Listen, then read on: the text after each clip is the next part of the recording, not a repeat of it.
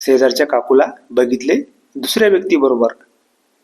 मी बघितले की काकूच्या घरातून दुसराच कोणीतरी बाहेर आला होता. मी बघत आहे हे काकूला कळल्यानंतर काकू थोडी घाबरली. काकूला वाटलं की मी त्यांच्या नवऱ्याला सांगेन.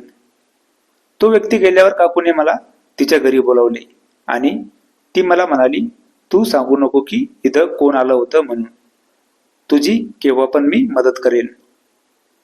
मला तर माहिती नव्हतं की ती व्यक्ती कोण आहे आणि माझ्या मनात पण नव्हतं की काकूचं असं काही. मी तर कोणाला काही सांगणार नव्हतो, पण काकू मला अशी बोलली तेव्हा माझ्या मनात पण असं काही आलं. मी विचार करू लागलो की काकू असं का बोलली. मी काकूवर लक्ष ठेवून होतो, पण त्यानंतर तो व्यक्ती आलाच नाही. काकू मला रोज पण आठवण करून द्यायची की कोणाला सांगू नकोस काही. मी काकूचं असं रोज बोलणं होतं. मी काकूकडे गेलो आणि काकूला म्हणालो, काकू तुम्ही मला रोज असं का सांगता. काकू म्हणाली, अरे तू कोणाला सांगितलं तर. त्यामुळे मी आता काकूच्या घरी होतो.